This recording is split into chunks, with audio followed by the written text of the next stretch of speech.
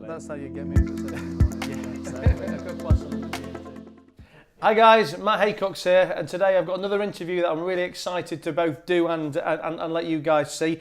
I've got Phillip with me, who in 2004 founded the Entrepreneurs Network with the aim of building an organisation to help Britain to become the best place in the world to start a business. Phillip was previously the business editor of City AM, and he's also a frequent speaker and writes for Forbes magazine. So I'm sure there's plenty more you've got to tell me about as well. But welcome, Phillip. Thanks for coming. Tk you for inviting me. Like I say, that was just a quick introduction. But do you want to tell us a bit more about you and what your backstory is and how we got to where we are today? Well, I mean, out of university, I worked in think tanks. I've always been kind of around policy and politicians and economics and stuff like that.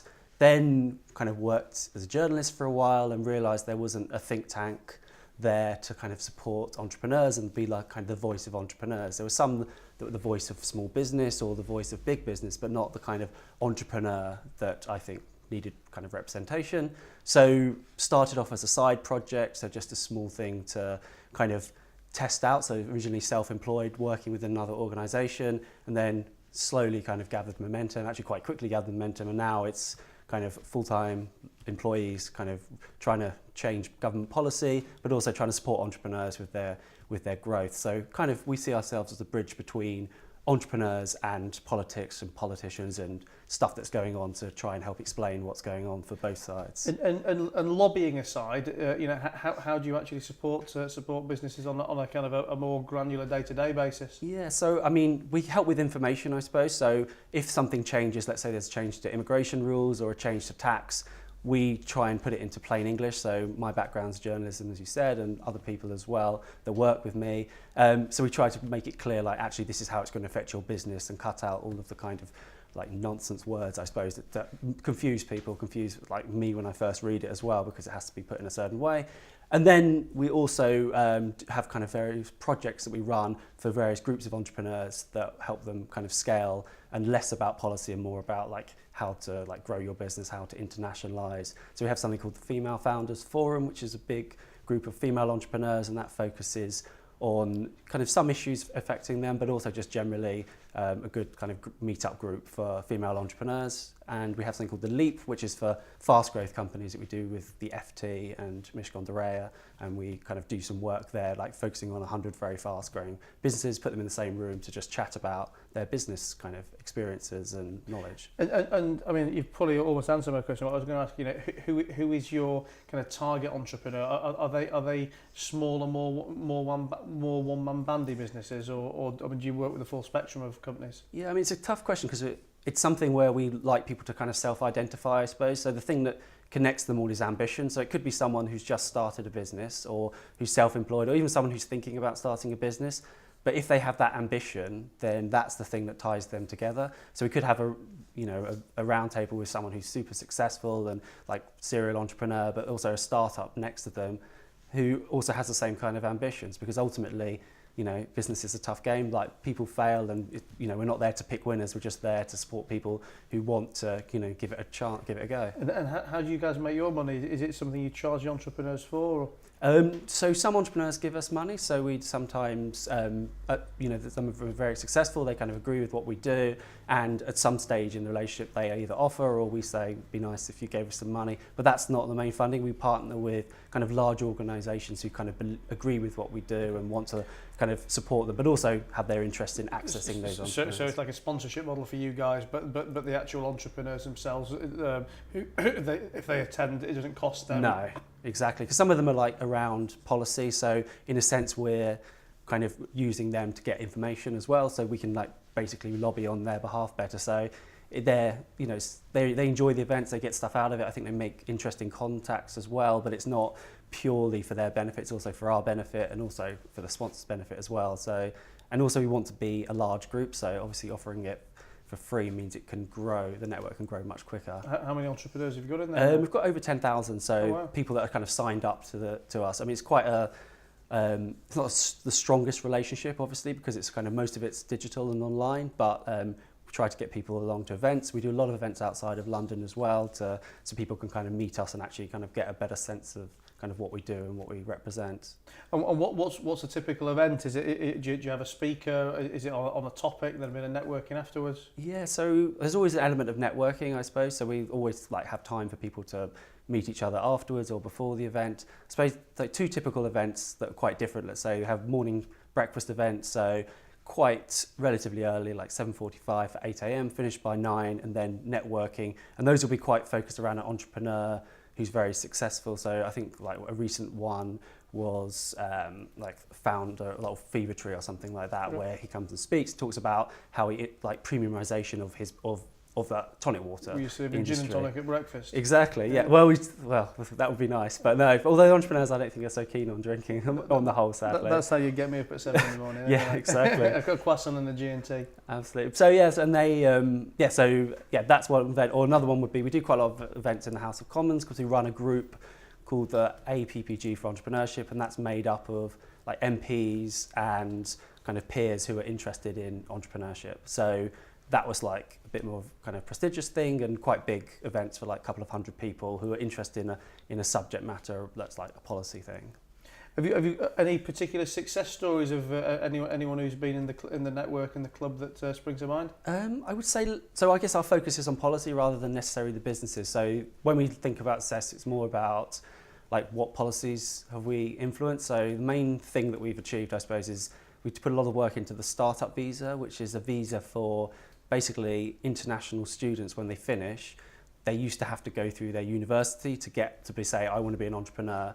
And the universities are like the worst people for judging whether someone should be a successful business owner or to support them. So instead now, like from April, it's going to be like accelerators and venture capital firms are going to be able to say that actually we're supporting these entrepreneurs. So that's kind of how we view things. I mean, we've had people send emails and say, we got some funding, or that was a really useful contact you made. But I guess that's like a byproduct of what we do rather than the policy stuff, yeah. And what would you say, your biggest success to date is? I suppose just starting it in the first place. I mean, I started another business previously with my brother-in-law, which is very different, which is the cocktail events company, and he runs that, and that's like doing well as well. So I've got something, I suppose, an entrepreneurial kind of bent to me anyway. I always kind of prefer to work for myself than work for anyone else, so that's within me. But at the same time, I've worked a lot for other people, and I think it's quite easy to do that, I suppose, and not take the risk, I suppose. So just like the fact that I'm doing what I want to do, I suppose, because not everyone is doing what they want to do. So, yeah.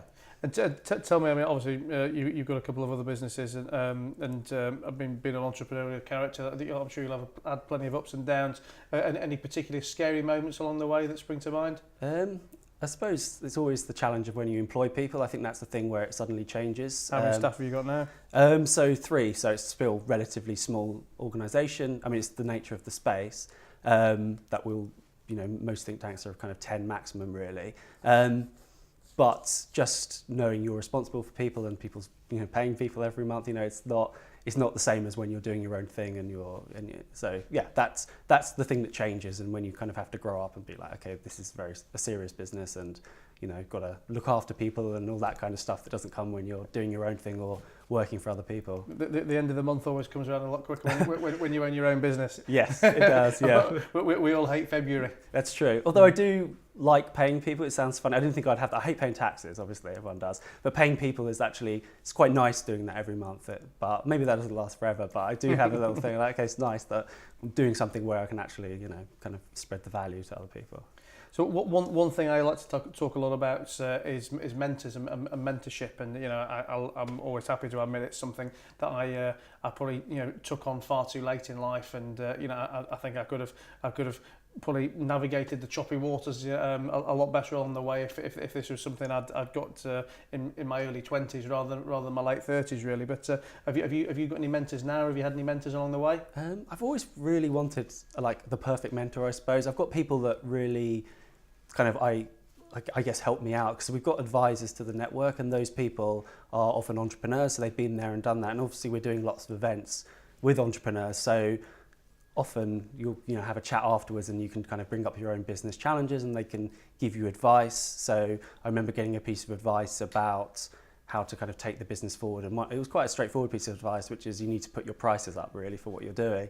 But actually that was quite a kind of pivotal moment, I suppose, for what we're doing, because we came in without a reputation and had to start, quite cost price, I suppose, and then you get to a point where actually you need to factor in, a bit more than just, just kind of keeping going, I suppose. There's probably one person, which is Emma Jones at Enterprise Nation. So similar organisation in as much as we're trying to help entrepreneurs. They're bigger, they're a kind of closed network in terms of people pay for what they do. It's a very good network, kind of something I recommend a lot of people who want a bit more kind of advice, I suppose, and a bit more of a kind of closer network and a lot kind of more value for, I guess they pay money so they get more value from it. So I guess she's been very kind of inspirational in terms of, she's an advisor of ours, and just in seeing what she's done and how as an individual she kind of has driven that business forward, and now it's like a very successful kind of network of entrepreneurs. What do you, if you had to kind of single out, what one best piece of advice?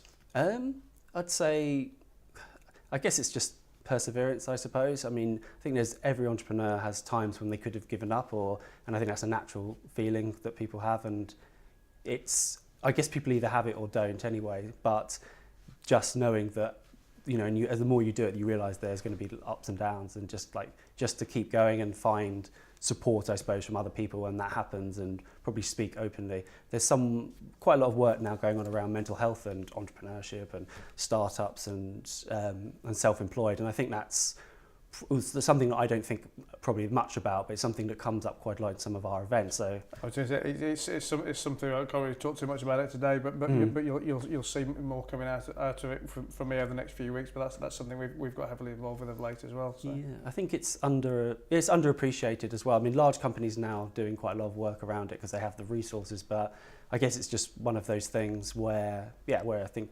business owners need to think kind of more about that and pacing themselves better, because it's very easy to just work yourself to the point of like some form of like breaking point. And obviously, so there's a lot of stuff around there. People are talking more openly about that. So that's a big kind of thing that I think will in policy terms we'll see more work on as well. What future plans can you tell us about, whether it's for the network or for you personally? Anything exciting on the horizon? Yeah, I mean, I guess for us, our ambition is to be the largest network of entrepreneurs in the country, not necessarily the deepest or... What's the number? How are you going to measure that? Yeah, well, we measure it by people kind of signed up. And what number do you want to hit? I would say there's no reason why we couldn't be at like 500,000, I suppose. I mean, that's in order to do that, is that I guess for us it's investing in the same thing as everyone, like social media and like getting to business owners and also offering value, because you can't just have their details. They need to kind of stay signed up and engaged in what you're doing. So really just thinking and understanding exactly where we can add benefits, whether that's in the policy side of things, explaining the government stuff, or helping them kind of grow their businesses in kind of subtle ways. So that's one of the big ambitions for us. I mean, we also want to change policy, so that's all, anywhere where we can have an influence and make the country better for entrepreneurs is really kind of what we're all about. So tell me, if I was to give you a business loan, whether it's a loan or an investment in a project that you'd like to do, but it's got to be in a different sector to what you're doing now, what would you do?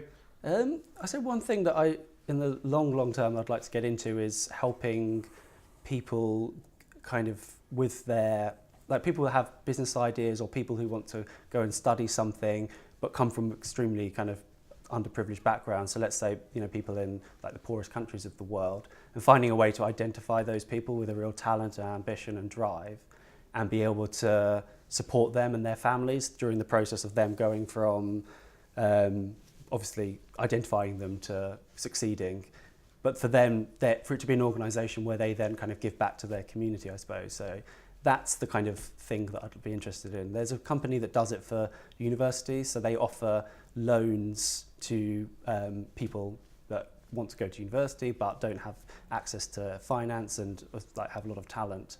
So that's kind of a good, I think that's a great company. It's a successful company as well. I'd like to do that at a kind of earlier stage somehow. But that's a bit down the line. It's quite a big project to undertake. I'm not sure. I'd need quite a big loan, I think, to start that. Yeah. Fantastic. Well, listen, final question before you go. I always like to ask all my guests how they'd like to be remembered after they've left this world.